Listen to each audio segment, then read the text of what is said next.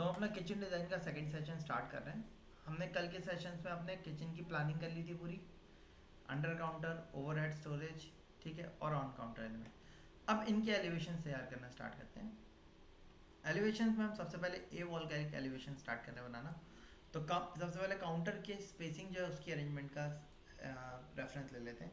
उसके लिए construction line ली हमने, एक्सेल एंटर, वी एंटर करके वर्टिकल लाइन ली। एलिवेशन बना रहे हैं तो एलिवेशन जो था वो वॉल के अंदर के एलिमेंट्स का ही इंक्लूड किया जाता है। तो हमने सबसे पहले वॉल का रेफरेंस ले लिया, इनर वॉल दोनों। रेफरेंस लेने के बाद मैंने बॉटम में एक स्ट्रेट लाइन खींची, और स्ट्रेट लाइन खींचने के बाद यहाँ से 3000 mm का मैंने ऑफसेट कर दिया। अब फ्लोर से सीलिंग की कितनी हाइट है उसके रेस्पेक्ट में आप करोगे। उसके लिए आप चाहो तो यहाँ से स्टेप्स काउंट कर सकते हो, कितने स्टेप्स आना है यहाँ से काउंट कर लेते हैं। 1 2 3 4 5 6 7 8 9 10 11 11 22 23 और एक ऊपर आ रहा होगा, तो टोटल 24 स्टेप्स हैं, ठीक है। वही 3000 mm के 150 का एक स्टेप होगा, 24 में आपके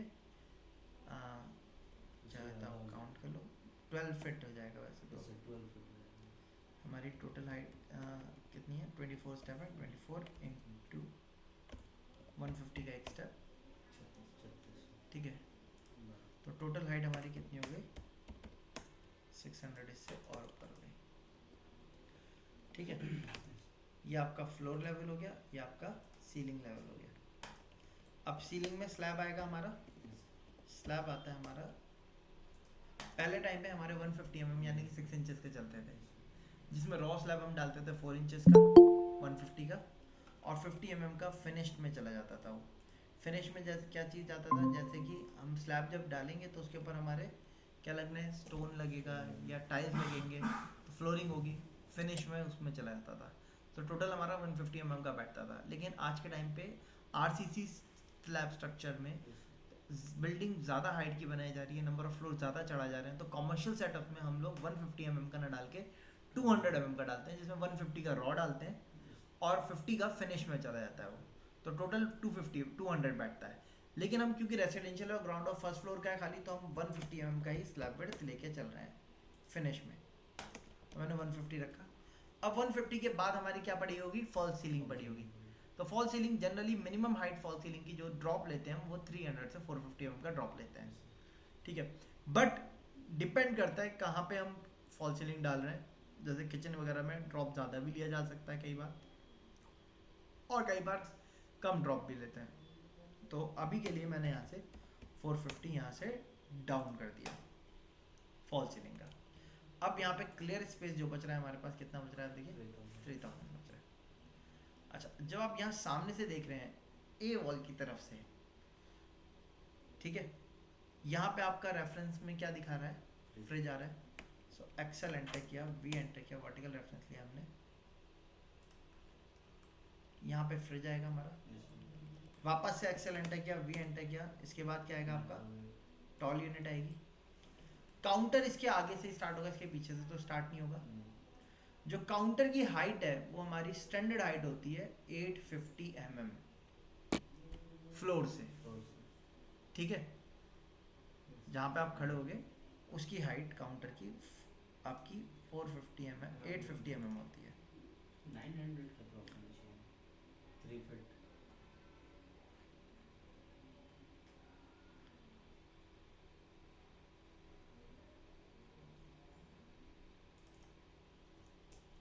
मैं आपको रेफरेंस में यहाँ पे दिखा देता हूँ।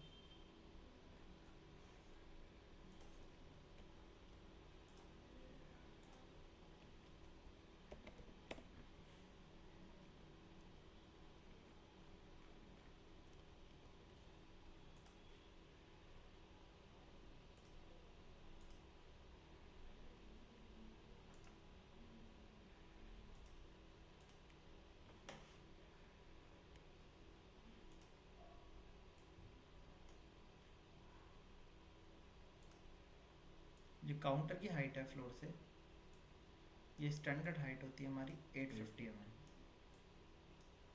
ठीक है। फिनिश हाइट मतलब काउंटर इसके ना ना फिनिश टॉप है, इससे वो ज़्यादा नहीं होगी, इतने पे फिनिश होना चाहिए। 850 स्टैंडर्ड हाइट है। अगर आप इससे ऊपर जाते हो तो क्या होगा, जो हमारे हाथ हैं, देखो हम स्टैंडर्ड वैल्यूज़ पे चल रहे हैं, कहीं लोग ज़्यादा हाइट के होते हैं, कहीं लोग कम हाइट के होते हैं। 850 एक स्टैंडर्ड हाइट मानी गई है। अब इससे ऊपर अगर काउंटर हुआ तो आपके हाथ को क्या करना पड़ेगा, काम करने के लिए बेंड करना, उठाना पड़ेगा। इससे नीचे हुआ तो आपको बेंड होना पड़ेगा काम करने के लिए, ठीक है, इसलिए ये एक स्टैंडर्ड माना गया है। तो हमारे काउंटर की हाइट भी हम कितनी लेके चलेंगे, 850 mm। इसके नीचे आप ये वाला गैप देख रहे हैं, ये गैप हमारा स्कर्टिंग का गैप कहलाता है। क्या कहलाता है, स्कर्टिंग। अब किचन में स्कर्टिंग देने का क्या मतलब है, किचन में नीचे देख रहे हैं ड्रॉर्स हैं, अगर स्कर्टिंग नहीं देंगे, ड्रॉर खींच रहा हूँ मैं, तो सबसे पहले क्या होगा, वो फर्श पे घिसेगा। फर्श पे घिसने का भी अगर हम छोड़ देते हैं तो हमारे क्या है, हम पैर खड़े होंगे, हमारा टो जो होता है वो क्या होता है, आगे होता है, जब खींचोगे तो टो पे लगने के चांसेस हैं। तो स्कर्टिंग इसलिए ज़रूर दी जाती है किचन बनाते टाइम। स्कर्टिंग के बहुत सारे मेथड हैं देने के।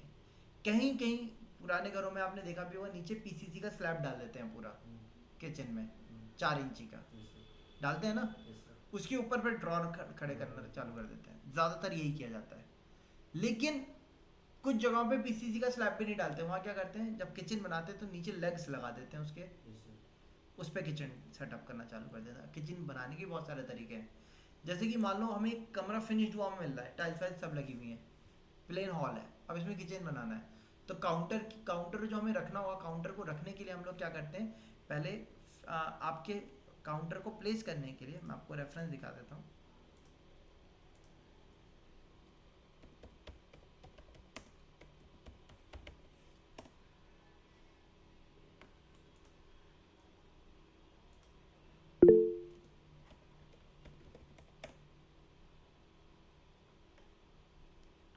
ओके जो है कोई बात नहीं।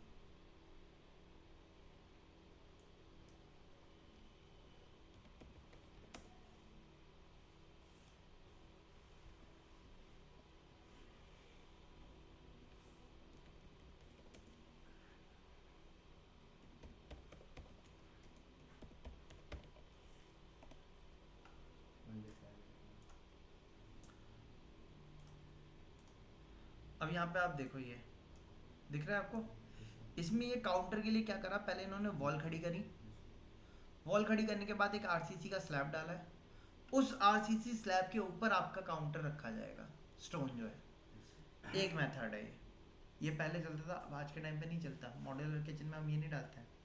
ये तो कब बनता है, जब आपका किचन ओल्ड टाइम के जो किचन होते हैं ना, वो इस तरीके से डिज़ाइन किए जाते हैं। लेकिन आज के टाइम पे क्या किया जाता है, किचन के स्लैब को खड़ा करने के लिए देखो यहाँ पे एक इन्होंने क्या किया, एसएस का फ्रेम लिया, उसके ऊपर अपना वो रख दिया, एक ये भी तरीका है। लेकिन ज़्यादातर जगहों पे क्या किया जाता है, किचन को सपोर्ट जो दी जाती है वो आपकी इस टाइप से रहती है मॉड्यूलर किचन में। यहाँ देख रही है, स्टोन की क्लैडिंग लगा दी, स्टोन की या फिर आपके वुडन बोर्ड की क्लैडिंग भी चलती है। एजीएचएमआर बोर्ड जो होता है उसके ऊपर भी रोक दिया जाता है, ठीक है, दोनों चीज़ों के ऊपर चलता है। तो इस टाइप के आपके क्या कर दिए जाते हैं, स्टोन के सपोर्ट दे दिए जाते हैं, उस पर आपके किचन के ऊपर का टॉप का काउंटर जो होता है वो जाम कर दिया जाता है। इनमें क्या होता है, हमें बीच की स्पेसिंग अच्छी खासी मिल जाती है। अब ब्रिक वॉल आएगी तो जाहिर सी बात है ब्रिक अपना स्पेस लेगा, तो नीचे की क्लियरेंस हमें कम मिलेगी। दूसरी चीज़, ऊपर क्योंकि आपका आरसीसी का स्लैब पड़ेगा, तो वो स्लैब कम से कम 75 mm या 3 इंचेस का पड़ेगा, तो उतनी गैप जो होगा वो क्या होगा, ज़्यादा ले लेगा, मटेरियल वेस्ट भी हमारा ज़्यादा होगा। इसीलिए इनसे बचने के लिए हम इन टाइप के मॉड्यूलर किचन्स में हम इस टाइप के किचन्स का प्रोसीजर लेके चलते हैं। या नीचे इसकी भी जगह आपका क्या किया जाता है, वुडन पार्टीशन ही दे दिए जाते हैं, उन्हीं पे आपका काउंटर फिट हो जाता है। पार्टीशन है वो तो ड्राइंग के हिसाब से जो भी हम सेक्शंस बांटे हैं जो हमने अंडर काउंटर एलिमेंट बांटे थे ना, उसी के हिसाब से आ जाते हैं। यहाँ देखिए आप, आपके एचडीएचएमआर बोर्ड के ऊपर लगाए हुए हैं ये सारे पार्टीशन। सो मेथड आपके बहुत ढेर सारे अलग अलग हो सकते हैं। तो अब किस टाइप का किचन डिज़ाइन कर रहे हैं हम उसी तरीके से रखा जाता है। जैसे मॉड्यूलर किचन कर रहे हैं तो मॉड्यूलर किचन में क्या होगा, पार्टीशन जो होंगे वो आपके जो कारकास होगा उसी के पार्टीशंस पे ही रखा जाता है। हम भी वही कंसीडर कर रहे हैं, उसी के पार्टीशन के ऊपर रखा हुआ है हमारा। अच्छा, तो हम बात कर रहे थे स्कर्टिंग की, तो उनमें भी गैपिंग दी जाती है। अब ये गैपिंग आपकी जो होती है, ये हमारा गैपिंग का साइज़ मिनिमम होता है 40 mm। अगर हमें डेप्थ ज़्यादा चाहिए तो हम 40 mm की लेंगे, क्लियरेंस ज़्यादा चाहिए, ठीक है, या 40 mm या फिर आपका 75 mm। ये तो स्टैंडर्ड है हमारा। ज़्यादातर जगह पे आपको यही देखने को मिलेगा, कहीं कहीं और ज़्यादा ले लेते हैं 100 mm तक का, ठीक है, बट फिर उसमें क्या होता है, अंदर की क्लियरेंस हमारी बहुत कम बचती जाती है, ठीक है। 40 mm की स्कर्टिंग के लिए क्या किया जाता है, जब टाइल्स लगते हैं ना, तो जितने एरिया में आपका किचन का स्लैब पड़ेगा उसके टाइल्स को ही हल्का सा ऊपर टक्कर करके लगा दिया जाता है, ठीक है, तो उससे स्कर्टिंग तैयार हो जाती है। अब अगर स्कर्टिंग हम ये वाली ना देके, पीसीसी ना देके, हम मेटल के लेग्स वगैरह देते हैं, अगर वो कुछ इस तरीके से दिखते हैं,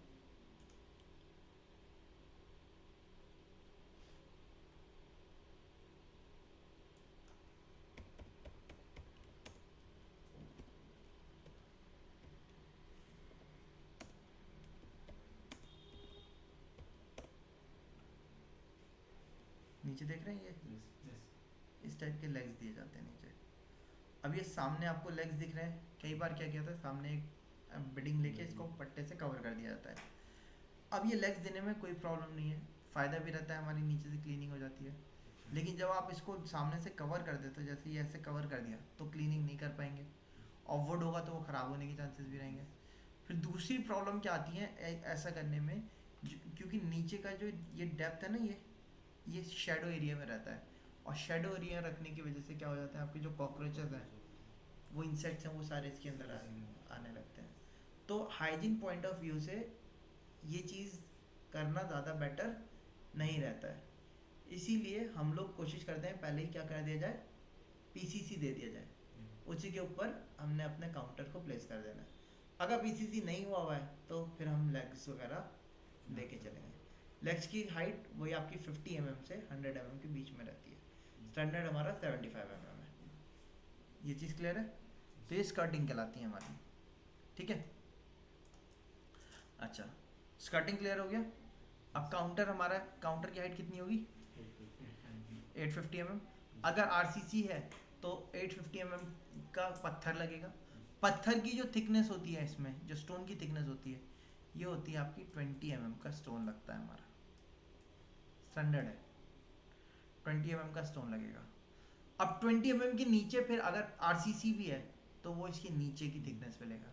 कितना लेगा, 75, मैंने आपको बताया 75 mm का मिनिमम आरसीसी स्लैब पड़ता है हमारा, उतना रहेगा वो, ठीक है। और अगर आरसीसी नहीं है तो क्या होगा, इसके नीचे एक बेस होगा एचडीएचएमआर बोर्ड का, ठीक है।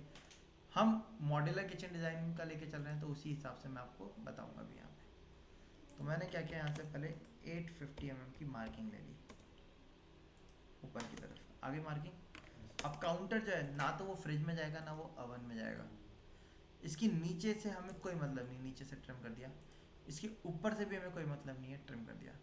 स्लैब तो पूरा खाली रहेगा, फॉल सीलिंग के ऊपर कुछ नहीं जाएगा, ट्रिम कर दिया हमने। यहाँ तक क्लियर है। अब नीचे हमारे क्या आएगी, स्कर्टिंग आएगी। स्कर्टिंग की हाइट साइज कितना बताया मैंने आपको, मिनिमम 40 mm, स्टैंडर्ड हमारा कितना है, तो हमने यहाँ से 75 mm का ऊपर मार्किंग कर दी। अब स्कर्टिंग फ्रिज के नीचे रहेगी क्या, नहीं रहेगी, हटा दिया हमने। माइक्रोवेव की जो यूनिट आने वाली है, जैसे आप यहाँ पे देख सकते हो, ये वाली यूनिट है माइक्रोवेव यूनिट, दिख रही है टॉल यूनिट, इसके नीचे स्कर्टिंग है या नहीं है, है इसके नीचे, क्योंकि ये भी वुड वर्क का होने वाला है। वुड को नीचे ज़मीन से रस्टिंग से, कोरोजन से बचाने के लिए, जंग से बचाने के लिए, टर्माइट से बचाने के लिए गैपिंग देनी पड़ती है हमें, तो 4 इंची का गैप हम वो देंगे, ठीक है। अब काउंटर हमारा इसके बाद ही लगेगा, इसमें काउंटर रहेगा ही नहीं हमारा टॉल यूनिट, ठीक है, इतना क्लियर है। अब काउंटर की थिकनेस अपनी मैंने कितनी बताई आपको, 20 mm इसकी थिकनेस ले ली। जब आप यहाँ से इसको देख रहे हो तो ये वाला सेगमेंट जो है, ये हमारा हमें कट करके दिखाना पड़ेगा या नहीं पड़ेगा। तो मैंने यहाँ से कंस्ट्रक्शन लाइन से एक्सेलेंटर वी एंटर वर्टिकल लाइन ली, और ये आगे वाली जो थी नोजिंग थी, काउंटर जो होगा तो पीछे तक ही होगा, उसका रेफरेंस लिया हमने, इसको ऊपर ट्रिम कर दिया, नीचे ट्रिम कर दिया, ये रहने दिया एज इट इज़। और इसको आपने क्रॉस कर देना है, कट कर देना है। ये कट करने का मतलब यहाँ से ये क्या है, हॉलो है पूरा। और इनके लाइन टाइप को भी आपको चेंज कर देना है, लाइन टाइप को हैंडल में कन्वर्ट कर दिया। आ गया। अब इसकी नोजिंग का रेफरेंस ले लिया, Excel enter, V enter, vertical reference यहाँ पे आ रही है। नोजिंग जो होती है काउंटर की वो कुछ इस तरीके से होती है।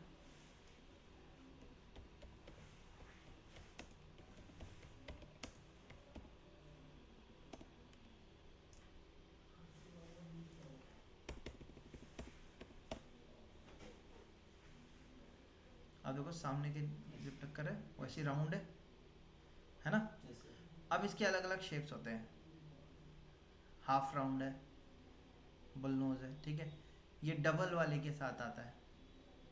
इसमें क्या होता है, हमें पत्थर जो होता है वो उस पत्थर की टक्कर कट करके नीचे लगानी पड़ती है, फिर उसमें दोनों में जोड़ आता है और जोड़ के बाद फिर हम इसको फुल राउंड करते हैं, ठीक है। लो एंड या बजटेड क्लाइंट में ज़्यादातर इस टाइप की चलती है हमारी। ये इसलिए दी जाती है ताकि कल को मान लो कभी कोई चीज़, आप मान लो किचन में कोई काम कर रहा है, चक्कर आके गिर रहा है, अगर शार्प कॉर्नर है तो क्या होगा, कोई भी गिरेगा तो उसके चोट लगने के चांसेस रहेंगे, ठीक है। हाई एंड क्लाइंट्स में हम कुछ इस टाइप की भी देते हैं कई बार, ये देख रहे हैं टेबल, पुरानी टेबल वगैरह में आपने देखे होंगे इस टाइप की दी हुई, या बेवल वाली भी चलती है, बट ज़्यादातर हम ये वाली देते हैं। तो ये वाली देने के लिए हमें क्या करना पड़ेगा, जो हमारी ये है इसके नीचे वापस से 20 mm का हमें ये लेना पड़ेगा। इसके आगे नहीं जाएगी, इधर नहीं जाएगी, इधर नहीं जाएगी, और यहाँ से हम इसको राउंड दे देंगे।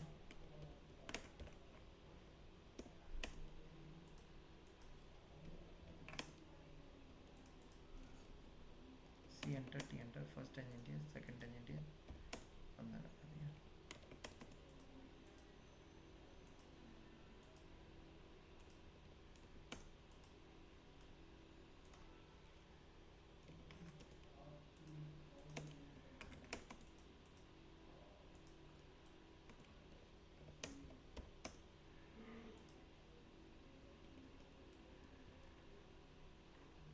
ठीक है।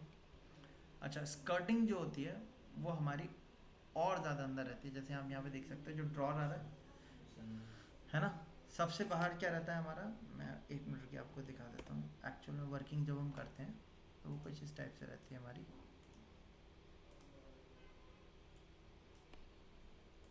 ये पीछे हमारी वॉल आ जाएगी,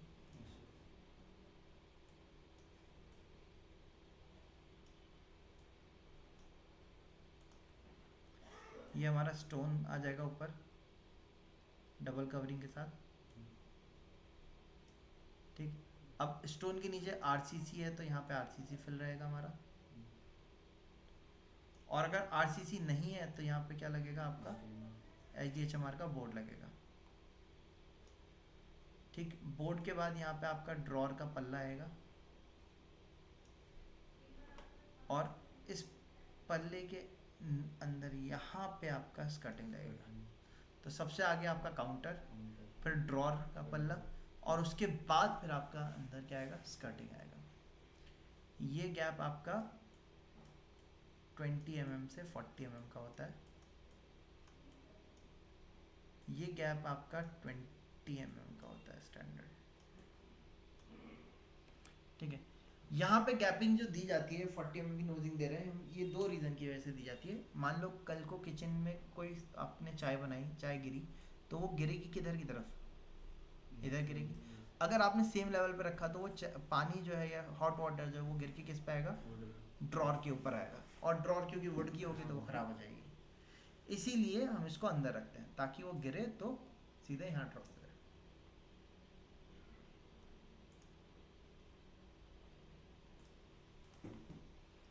तो यहाँ पे जैसे मैंने आपको अभी दिखाया, ड्रॉर का बोर्ड जो होगा 20 mm का बोर्ड होगा, तो हमने 20 mm का ही हम बोर्ड लेके चल रहे हैं, तो हमने इसको अंदर कर दिया।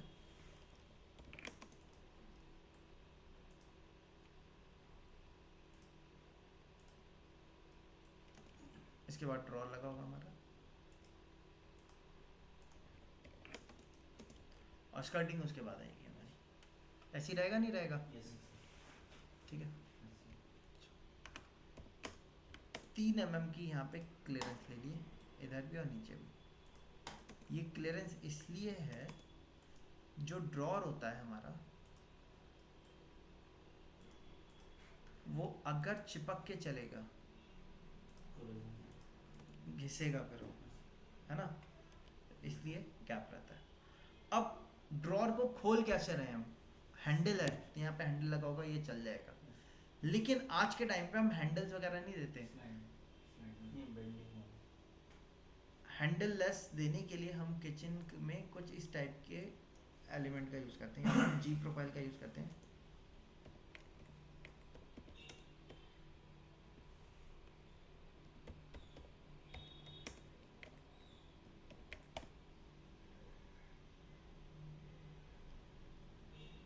एक मिनट रुकिए।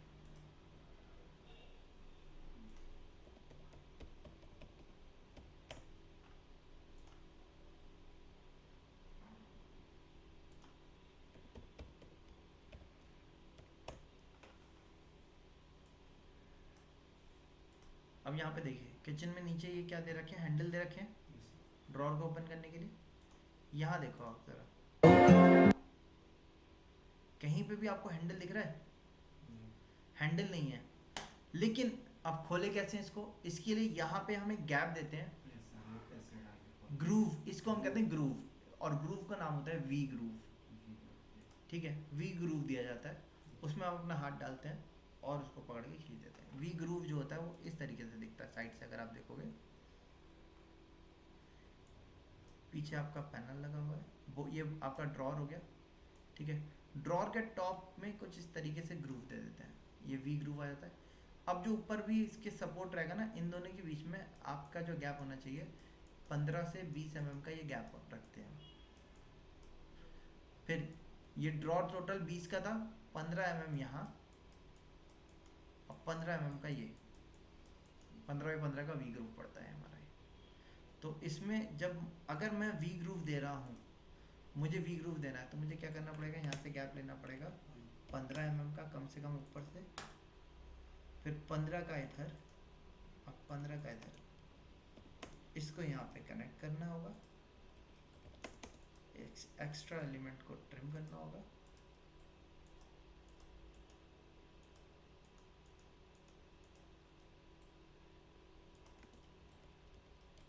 बीच का इतना डिस्टेंस रखेंगे, ये गैप, इसी में ही तो आपका हाथ फिंगर जाएगी।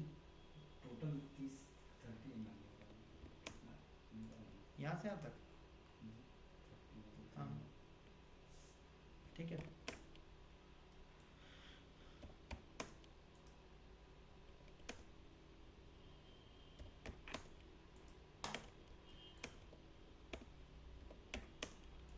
का कोड लगेगा इसमें।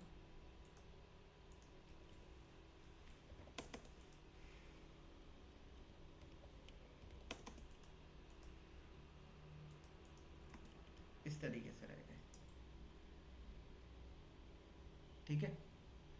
अगर वी ग्रूव दिया है तो क्लियर है, सामने की टक्कर रहेगी, जो टक्कर ये 60 से 75 mm की टक्कर रहती है हमारी, ठीक है। तो ये किस चीज का था, ये डिटेल थी वी ग्रूव की। अगर हमें वी ग्रूव देना तो हमें इस तरीके से बनाना पड़ेगा, ठीक। मैं इसको कॉपी करके साइड में रख लेता हूँ।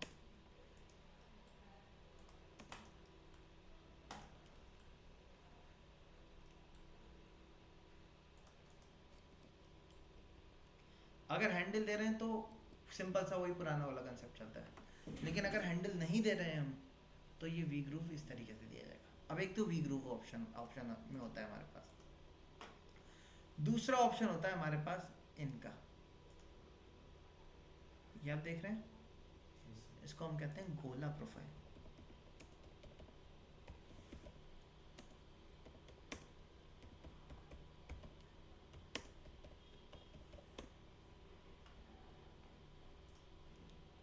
ये दिख रहा है आपको, पीछे ड्रॉर में ये सी प्रोफाइल दिख रही है, ये लगा दी जाती है। ड्रॉर जो होता है वो इसके ऊपर आके रुक जाता है, फिर इसमें भी वो ग्रूव बन जाता है, हम पकड़ के खींच लेते हैं, ठीक है। और टॉप वाली जो होती है गोला प्रोफाइल वो ऐसी रहती है। ये दिख रही है आपको?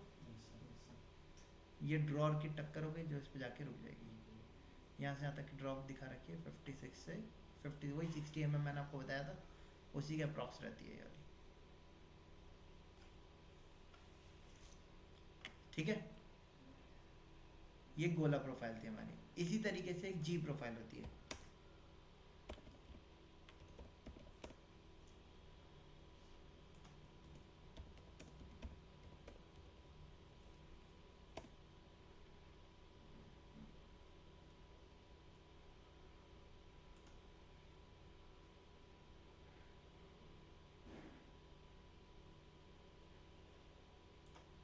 सर आप भी अपलोड करते हैं क्या इस पे कुछ डिजाइन वगैरह?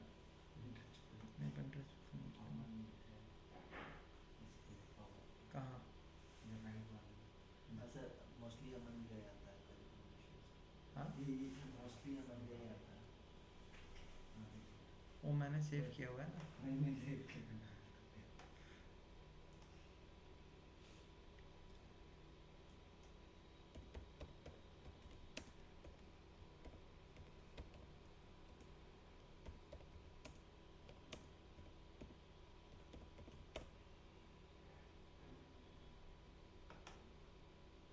ये है आपकी जी प्रोफाइल, देखिए ये दिख रही है, जी ये जी शेप है पूरा। जी प्रोफाइल ड्रॉर के ऊपर लगती है आपकी, ठीक है, ऊपर का ये जो ड्रॉप आता है इससे पकड़ के हम खींच के खोल लेते हैं। और हर एक ड्रॉर के लिए, जैसे 3 ड्रॉर है इसमें, तीनों के लिए अलग अलग जी प्रोफाइल लगी। गोला प्रोफाइल में क्या था, एक गोला प्रोफाइल का ऊपर लगेगा, गोला प्रोफाइल पीछे अंदर लगती है, ड्रॉर आपका फ्री रहता है, उससे पकड़ के हम खींचते हैं।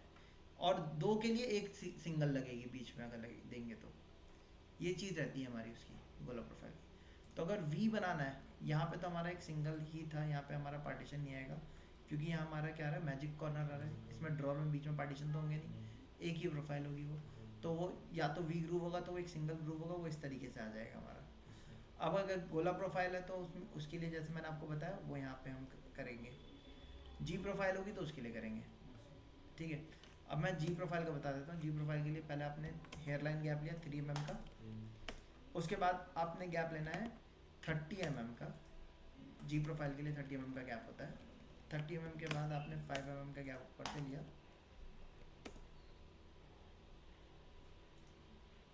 इस तरीके से होती है, दिख रहा है आपको? ऊपर हैंडल टाइप का एक आता है हमारा, ऊपर से मैंने 10 mm का गैप लिया, 10 का, नीचे लिया 5 mm का।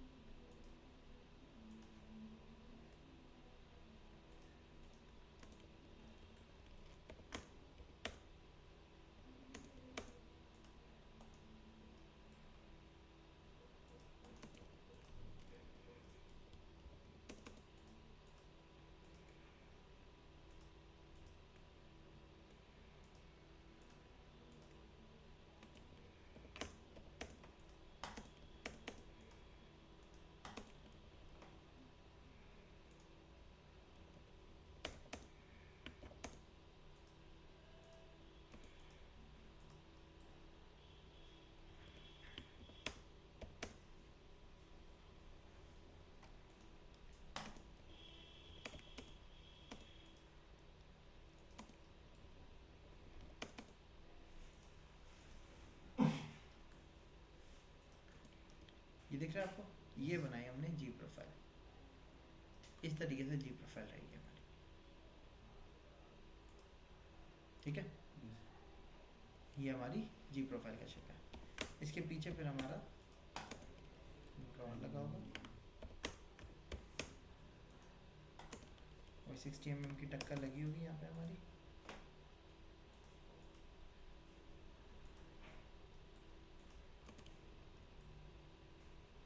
ठीक है, इस तरीके से रहेगा हमारा, ठीक।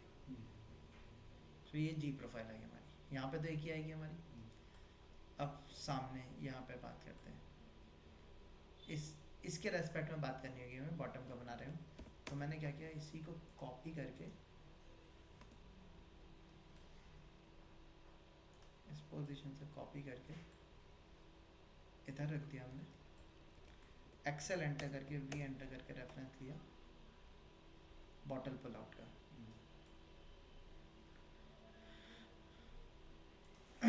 अब ये बोर्ड का इनर का हो गया,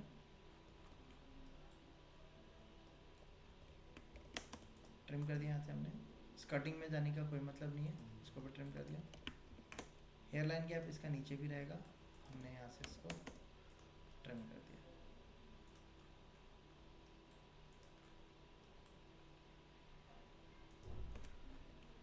ठीक, अब ये ऊपर जा रहा है, ऊपर तो जाएगा नहीं है ना। अच्छा, स्टोन की टक्कर हमारी पूरी आएगी यहाँ तक, हमने यहाँ तक टक्कर ले ली पूरी। ऊपर वाले एलिमेंट को ट्रिम कर दिया, इसको भी ट्रिम किया क्योंकि ये ऊपर जाएगा ही नहीं, इनको ट्रिम कर दिया। अब जी प्रोफाइल का यहाँ पे रेफरेंस आप इससे ले लिए, साइड में हमने बना लिया था एक। सामने से देखेंगे तो जी इसका ये सी का ये दिखेगा, ये इसका दिखेगा और ये इसका दिखेगा, है ना। एक्स्ट्रा एलिमेंट को यहाँ से आप ट्रिम कर दिए।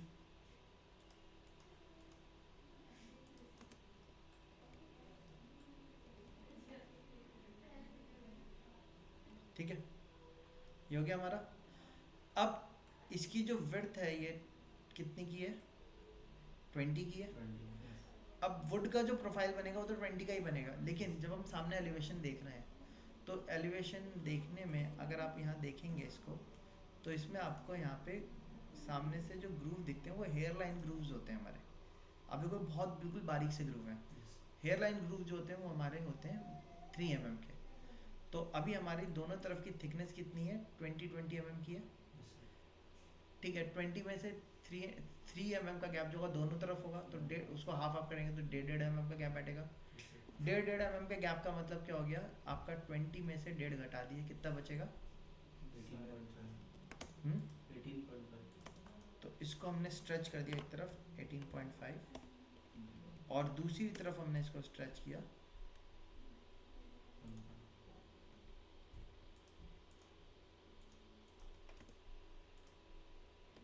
18.5। ठीक है, ये हमारा हेयर लाइन गैप बैठा दोनों तरफ। बॉटल पुल आउट हो गया हमारे। बॉटल पुल आउट की सिंगल ही रहती है, डबल होती नहीं है। इसके बाद यहाँ पे हमारा वॉश बेसिन का सेगमेंट आ रहा है, तो सिंक होगा यहाँ पे। इसके लिए हमने 3 mm का गैप इधर से ले लिया और 3 mm का गैप इधर से लिया, हेयर लाइन गैप, इसको ट्रिम कर दिया हमने।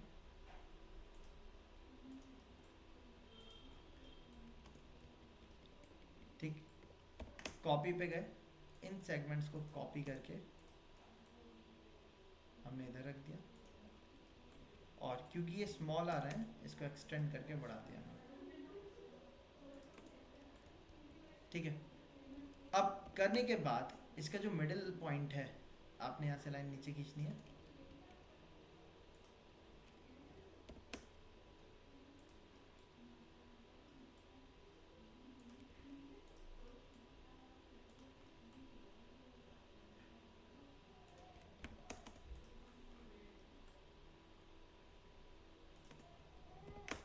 और इसको 1.5 दोनों तरफ आपने ऑफसेट कर दिया।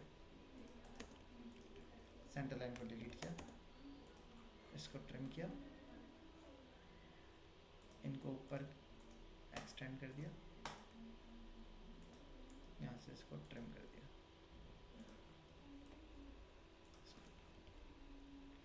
ठीक है, ये दो आपके ड्रॉर हो जाएंगे सिंक के नीचे वाले ओपन करने के लिए। ये पूरा एक कंबाइंड रहेगा क्योंकि सिंक के नीचे पूरा एक सिंगल ही चलेगा, उसी से ओपन क्लोज होंगे। ठीक है, तो ये सिंक का सेगमेंट हो गया।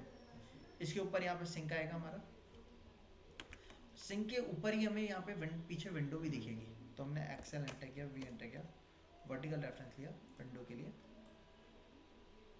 दोनों पॉइंट का।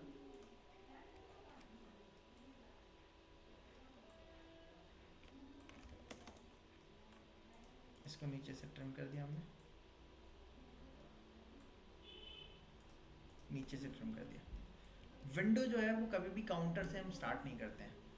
विंडो और काउंटर के बीच में 100 mm का हम गैप लेके चलते हैं, क्योंकि काउंटर में क्या होगा, स्पिल होगा, छींटें आएंगी, वो विंडो के ऊपर गिरेंगी, इसलिए आप 100 mm का गैप लेते हैं जनरली। हमने यहाँ से 100 ऊपर ऑफसेट कर दिया।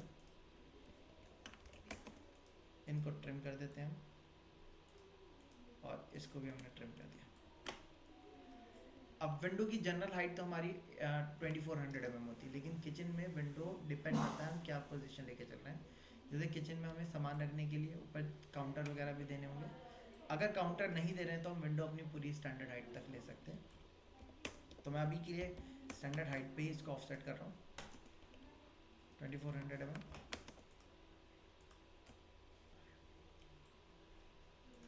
और एक्स्ट्रा एलिमेंट को हमने ट्रिम कर दिया यहाँ से।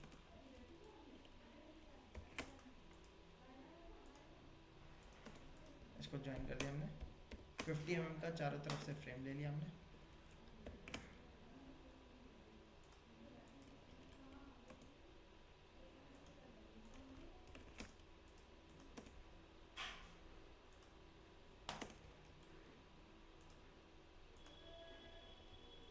ठीक है, इस तरीके से विंडो का फ्रेम तैयार किया।